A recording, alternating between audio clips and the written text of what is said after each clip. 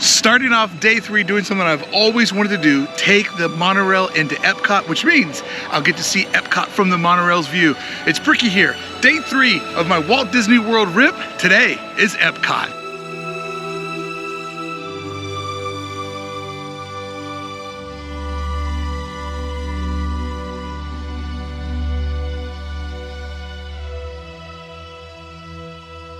I am so excited about this. Taking a monorail into Epcot has been like a fantasy of mine because it's just the two worlds coming together, and it really feels like a big part of Walt's dream materialized. I'm out of breath. It was quite a run and gun to get here this morning. To make this happen was not convenient, to say the least, but we're doing it for the sake of the dream.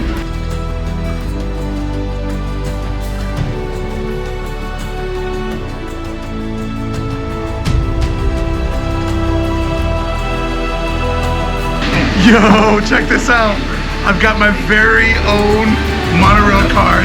This is awesome. Today is gonna be a good day.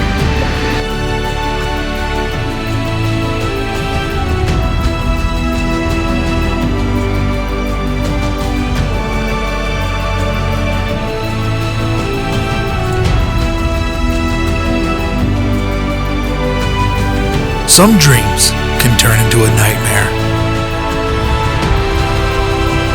Everyone knows a dream that only fell short in the light of reality.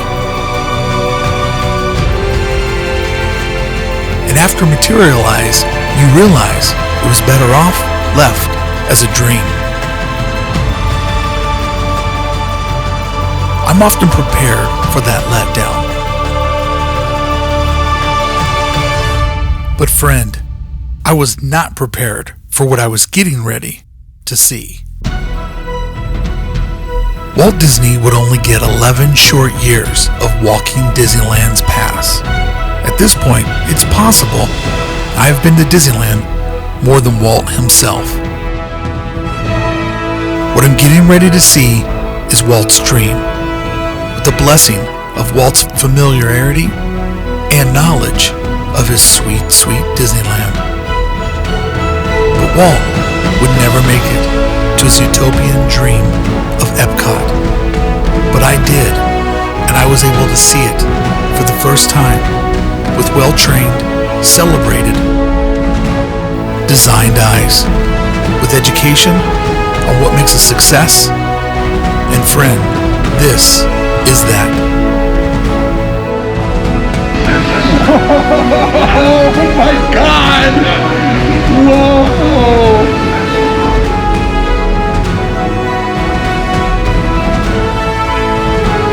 Oh man! Oh.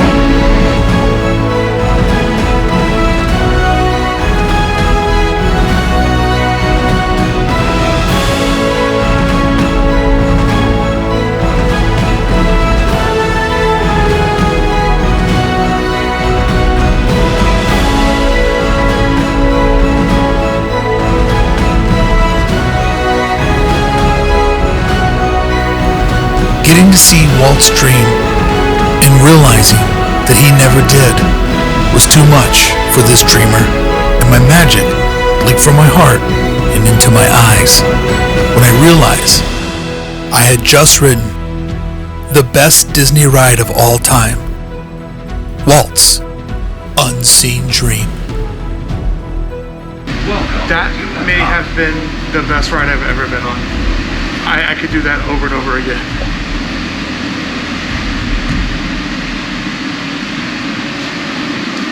Unbelievable. Just unbelievable.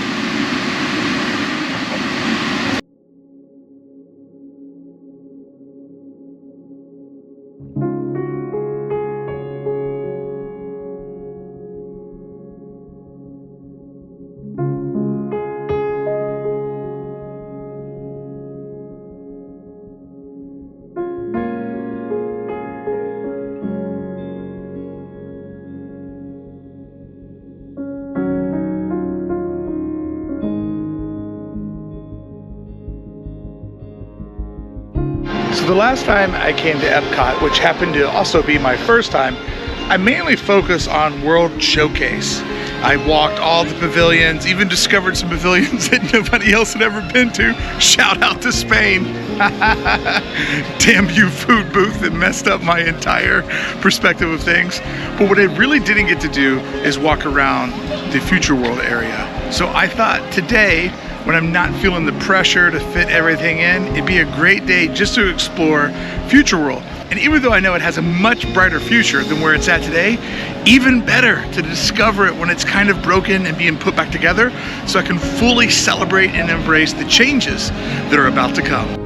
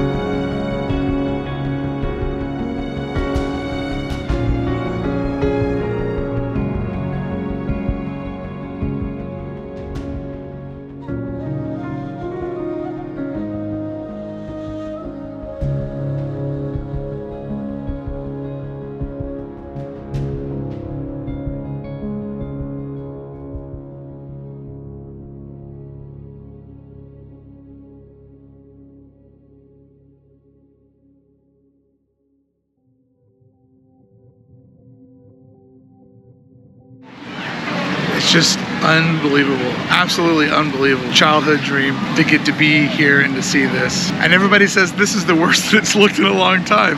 And I'm totally in love, even though it's in this moment of rebuilding.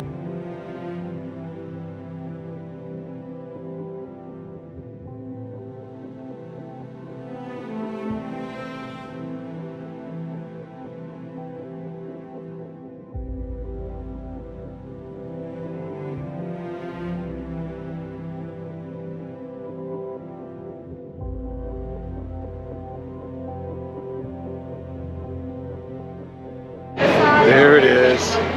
There's the Novacore ship. Oh, wow.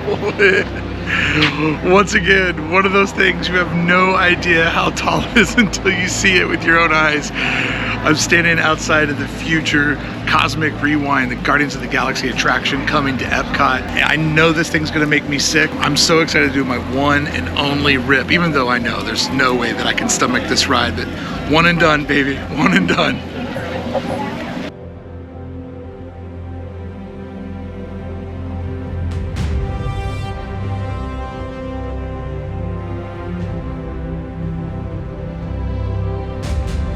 Right? That's the type of attention to detail I'm talking about. Who's actually going to look inside the part of the wall that's protruding out? 98% of guests are just going to see the flat plane that is facing them, but for those that look on the inside, they'll find that special little attention to detail, which is what makes Disney parks superior to most places that you'll go in your life. It's that attention to detail that makes it the surreal.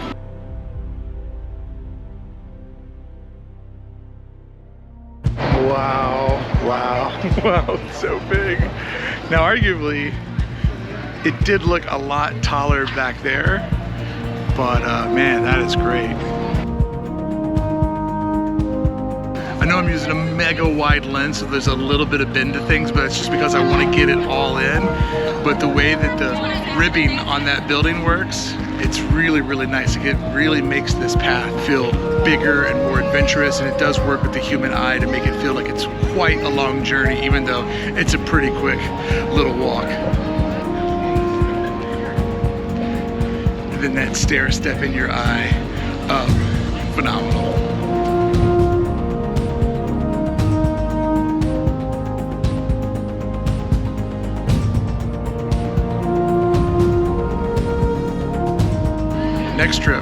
Next trip, it'll be ready to rip, and I cannot wait.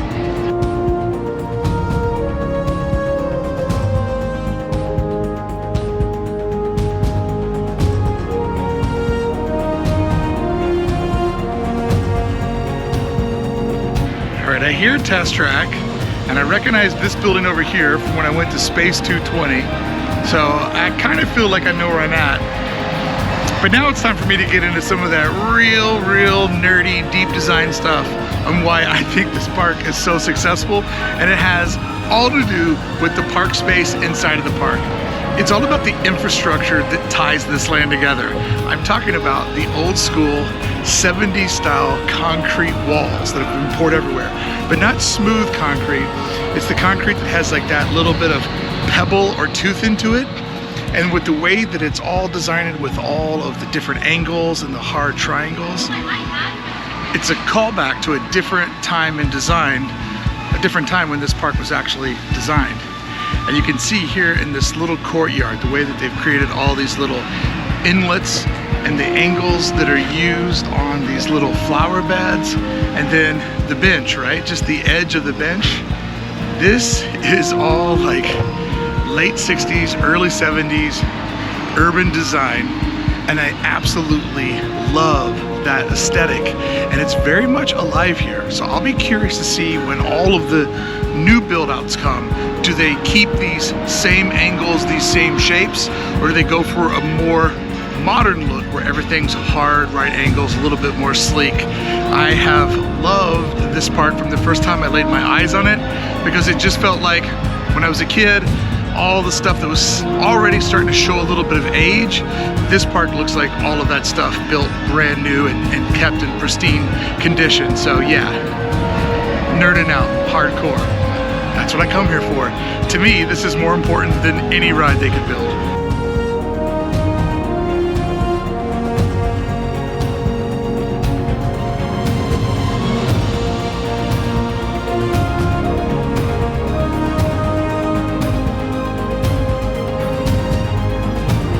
When it was announced, Space 220 was something that I was definitely looking forward to. Then I did it, and I have to say that I don't think that the execution lived up to the promise. And this architectural style, this is when it gets a little too theme parky, a little bit too hokey for me. I mean, it's fun to look at, but it's just not practical. Not my favorite building inside of this area.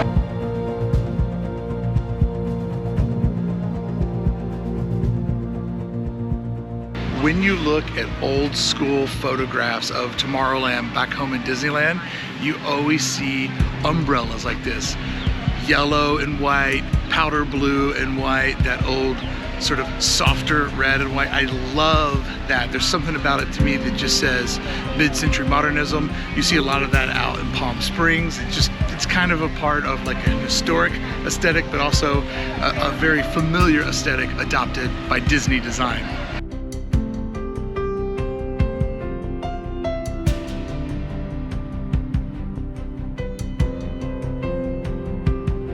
Getting my first head-on look at the Novacore ship and the Cosmic Rewind building that's coming. I think that they did a really good job of taking something that technically doesn't belong here and crowbarring it into the storyline and the aesthetic of Epcot.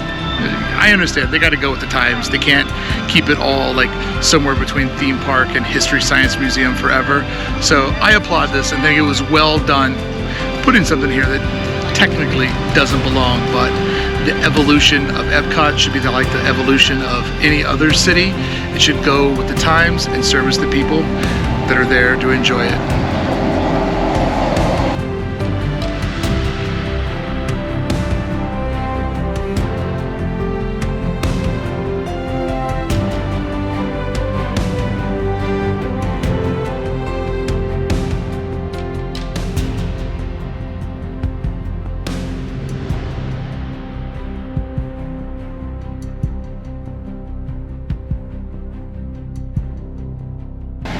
Taking this bed of grass, this embankment, leveling it up with more soil so that it creates like a visual wall. It was just on the other side. You can't see the two different spaces. They're not that far apart, but this is one of those tricks that create separation, right? So if you want to make a space look much bigger and feel way more adventurous, what you want to do is keep people's eyes away from other parts. Therefore, every turn is discovery of, have I been here before? What's this area? How's it different where I just came from? So I love the idea of taking this planter, raising it up, raising up the one behind me. So when you're coming into test track, what are you gonna see? Only test track. It'll keep you focused in, giving this attraction its own proprietary space inside of the park and keeping distraction free from the other. You feel like you're in this park zone, even though as we do the spin around, you can see we're sharing the spot with several other attractions. Look at this patch of isolated palm trees, right? Just created another one of those nice little divisional lines. Just the little details that keep this space very separated up, even though I'm standing inside of a pretty big courtyard. There's not many spaces this big inside of Disneyland or Magic Kingdom. I like the footprint and the space of this park.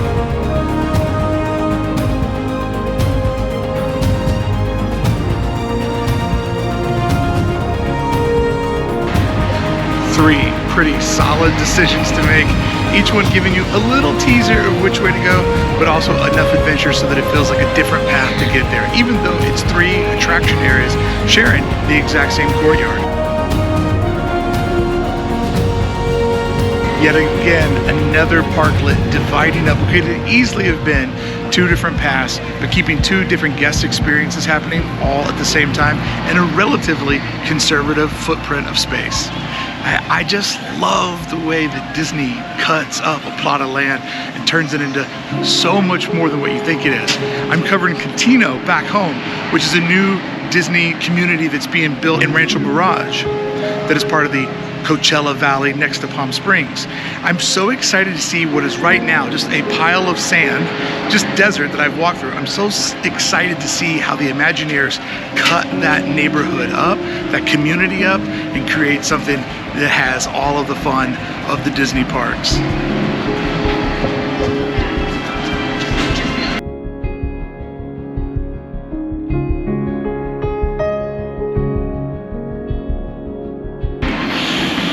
Kind of hitting me. It's kind of hitting me hard. It's like, with all the stuff that's gone on in America and how divisive America's been, and then what's happening over in the Ukraine, like it's hard for me to shut the outside world off when I'm inside my world of escapism. It's hard. I get there, but it's hard. But it's like when you come here and the world is slightly troubled. I know this is man-made, I know that it's artificial, and I'm fully aware it's a corporation. But there's a part of you that always wishes, why can't the rest of the world always be like this? Why can't outside of these parks we strive for harmony and perfection and peace? It's just a feeling that I feel sometimes when I come in here that makes my heart feel like it has too much magic inside of it.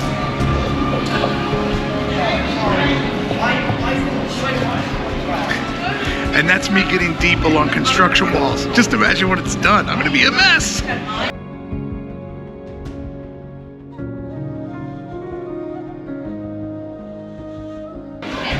So my goal is to explore as much of Future World as possible, just to walk around it, dive deep into the design and the details. And yeah, it's a little bit of a mess right now, but when it's done, I'll have this footage and this experience to enrich how much I can appreciate the new version of Epcot that slowly, every 6 months when I come back, I'll see it come together more and more and more. So excited for the future. And isn't that how you want to live your life, both inside the parks and out? Don't you want to always feel like your best days lie ahead of you? I know that I sure do.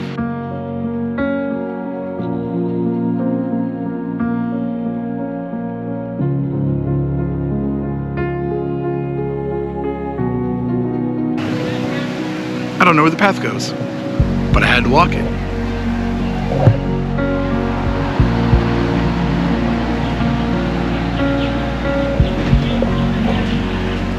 The old bend in the road so the guests can't see the cast member access door. Love that trick. And I walk them all. I go right up to the edge. They're like, this is as far as you're allowed to go. That's the spot that I want to stand and breathe it all in. And typically, you get a good view the other way. Good view pending.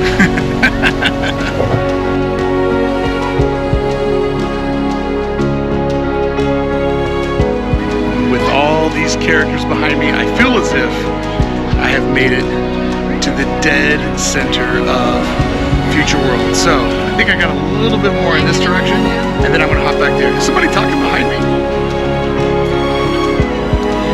Florida people are very weird about cameras.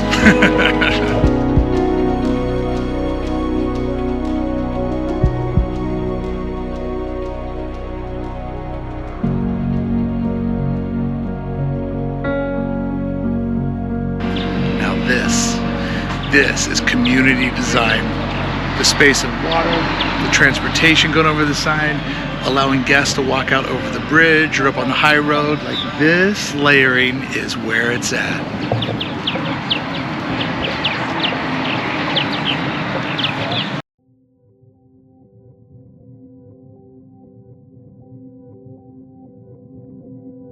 Absolutely stunning.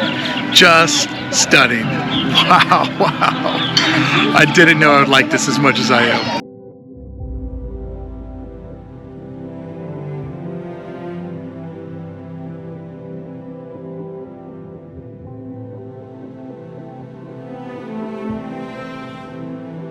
So now I'm doing the math that Creations, or Creations Shop, never been in there, that is a giant store. Yeah, it's a store.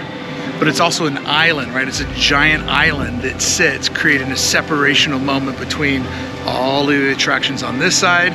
You have the island, then you have the center ravine that goes from Spaceship Earth down to Mickey and Minnie, and then you have a whole other second side we haven't explored yet. So yeah, it's interesting. Create this big island of a shop, have lots of different arteries going into it, so people that are coming all different directions are seeing it, almost as if you have different locations, but it's just one big store. Just, it's like a mini hub design, right? And all lands lead into merch.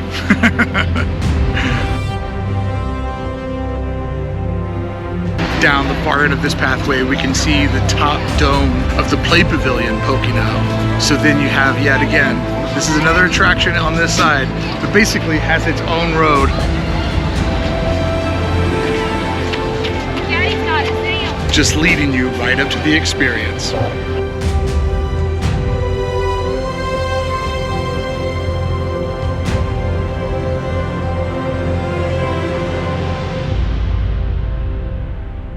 Always keep in mind that Disney puts in their own elevations.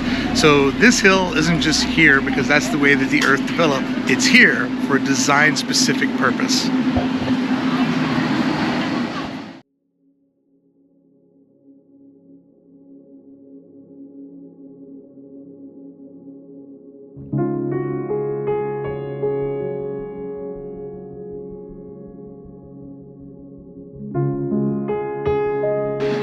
Look at the view from this bridge.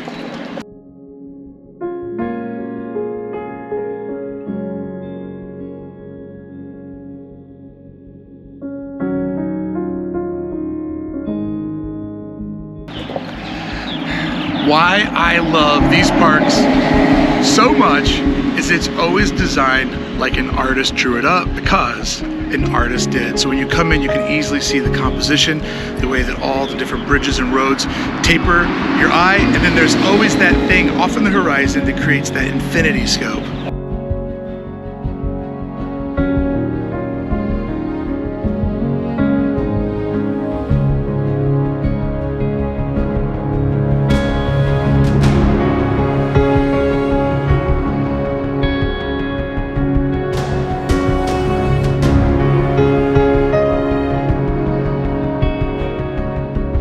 Discovered that the balcony of this area, I believe it's a restaurant, cuts all the way through. When I first started falling in love with Disneyland, I went one day and I walked in complete outer perimeter, and I walked every trail that I could, and that's how I started to figure out where all of the little shortcuts are. So I love that with the way that Disney does the bend in the road, you only see like a little bit of something. You have to walk down it the entire way to figure out exactly where it goes.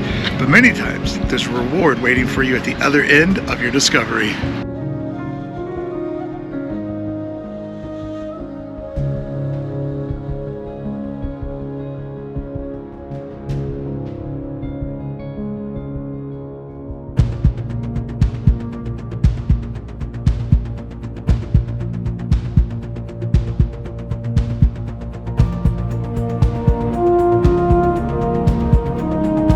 that we've discovered it, think about how much actually exists over in this area and how much of it is completely hidden by design.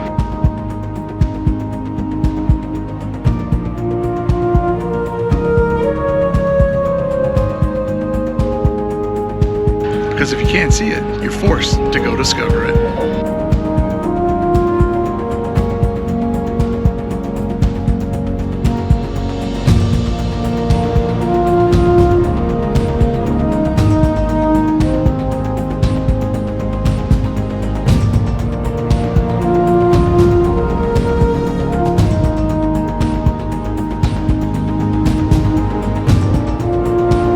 I absolutely adore the way that building is designed. That is very much the shape of my dream home. Like, I just love that building so much. Have no idea what it is, don't even care.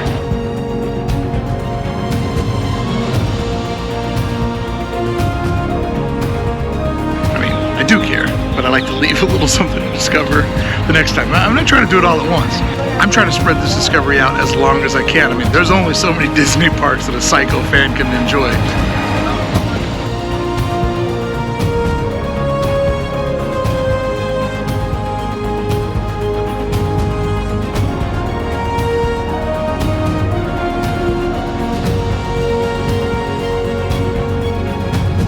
Still have the second half to go.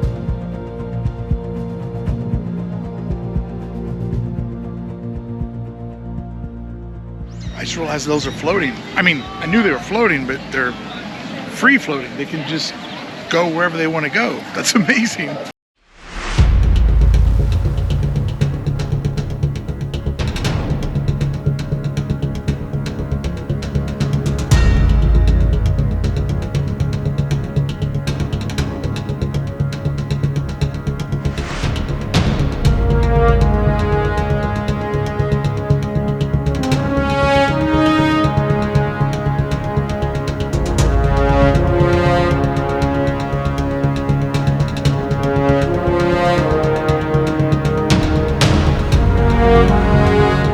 It's just beautiful, like beautiful. I'm starting to feel numb because my senses are overridden with the emotion and the beauty of just how fortunate I am to be here and to celebrate another day of Epcot, and how lucky we all are that something this magical exists.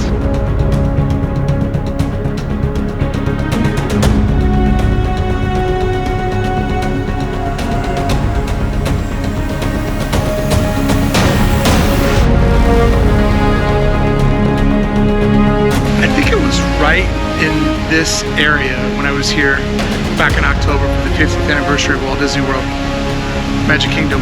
I think it was this area when I made it this far in when I started to get the vibe of this design was like an old school, like 60s, 70s city of the future. And I come from a part of the country, Louisville, Kentucky, where there's a handful of federal buildings and like colleges and stuff that have this aesthetic, and I always really enjoyed it and wish that there was more of it. And I remember walking through here and being like, oh, I can tell when this was built. I can feel the vibe of what this is supposed to be. It was built in '81. You could just kind of feel that vibe.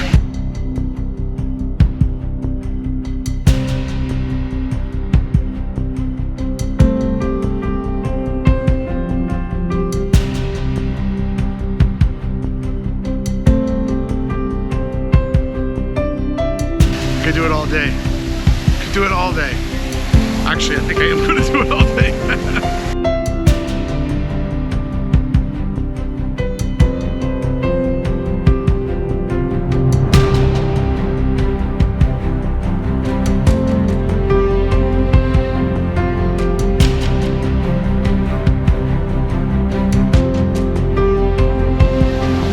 Definitely not feeling the color palette here. Makes it look like it's a trampoline place for kids. That being said, the elevation that Disney put up here, incredibly smart. Just that stacking. So from up here, we have a beautiful view down into the rest of the park, and everybody over there sees more on the horizon to check out. But this is another one of those little parklet areas that just made me fall in love with this park.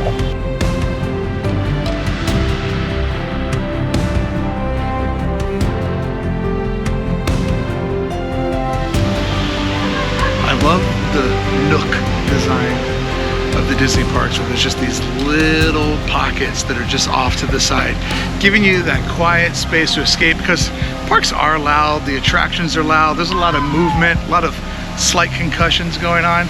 So to be able to have a place to decompress, to recharge for round 2 or round 3 or 4, yeah, those spots are so special to have.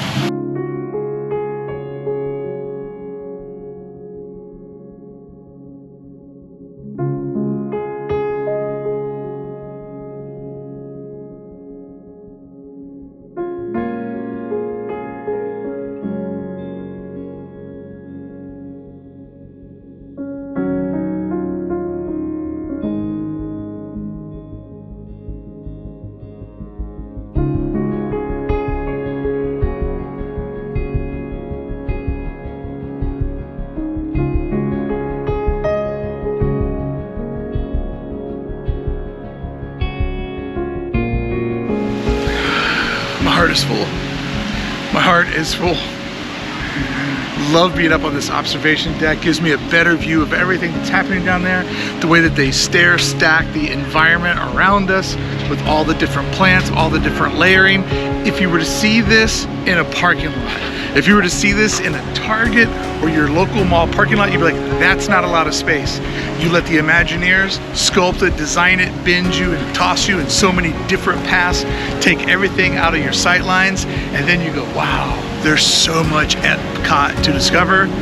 It's all the power of great urban city planning and design, my friend, and I love it. Now, let's do the big look back at the Imagination Pavilion.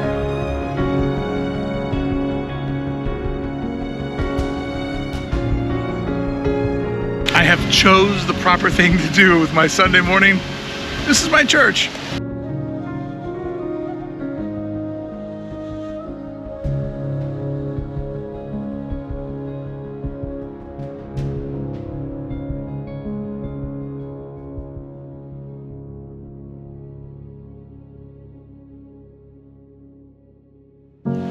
Notice with this area of Epcot, there are very, very few hard right angles. Everything bends and curves. Everything has a nice, gentle curve and elevation to it. It keeps your eye looking in so many different directions. And also, what's around the curve? You know by now, adventure, exploration. And a bent road is a road that you'll discover. A road where you can see what's at the end and think, no, that's not for me. That's not a successful design.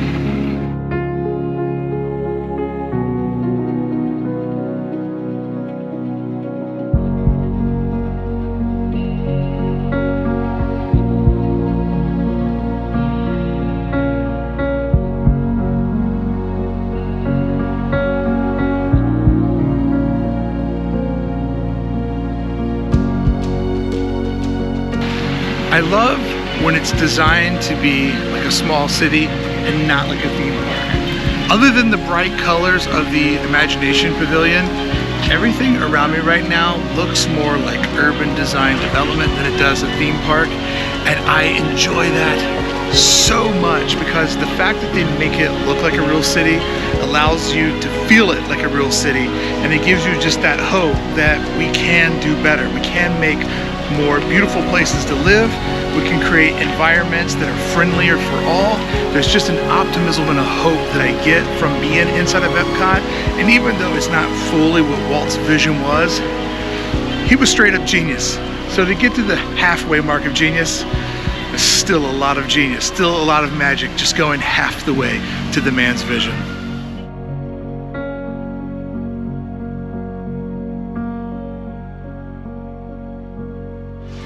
But it leaves it up to us to go the other half of the way.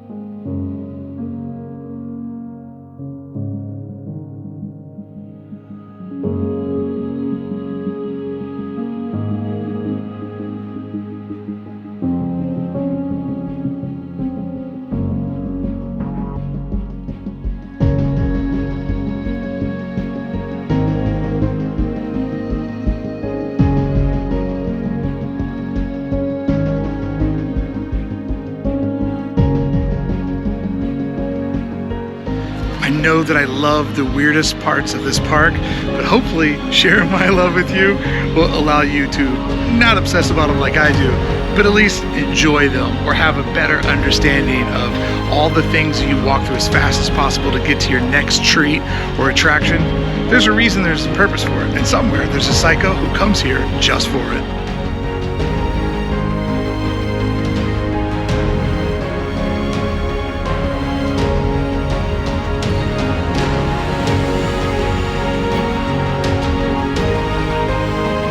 Just goes to show, no matter how nice your neighborhood is or how nice of a street you live on, there's always one house. There's always one bad house on the street. There's always one that sets the curve for how everybody else's is so much better. This I do not like at all.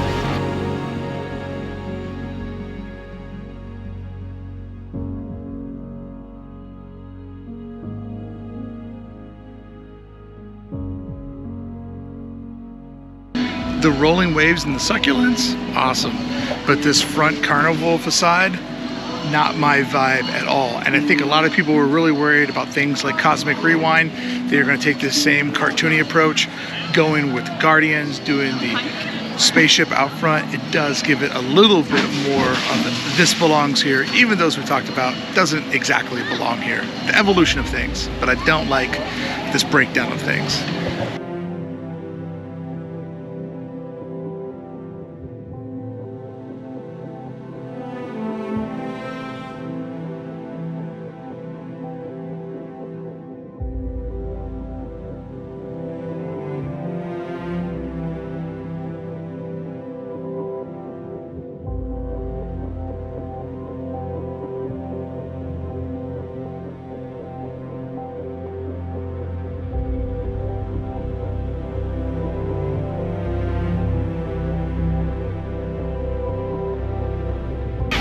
It is super crowded up at the Living with the Land Pavilion, so we'll cut this one short. I got to really get in there the last time, but I'm more so looking at the different paths and walkways, but I'm a completist, so I did want to have it in the video.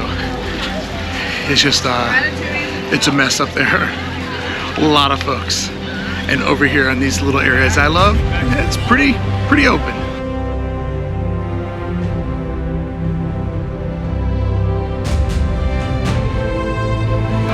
Looks like I have been successful in looping back around to Spaceship Earth. Now I'm paranoid that I've called it like 1,000 different things.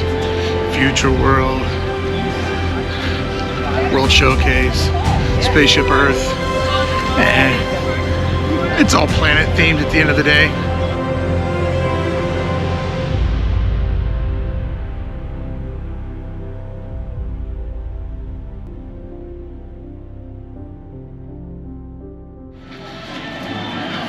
What a lap. What a lap, and my day is far from being done. It's noon.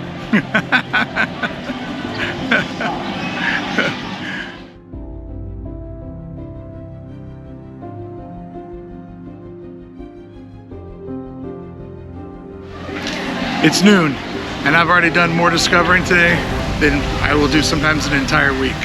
Absolutely amazing.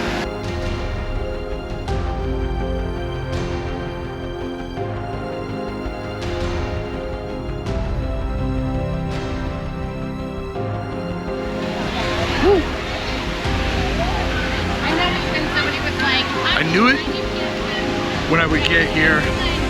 I would easily be able to figure out which parks are my favorite, because longing does make the heart grow fonder. And I'm gonna have to say Epcot. Epcot, you're my favorite for so many reasons, and none of them have to do with attractions. That's why I'm the vibe chaser.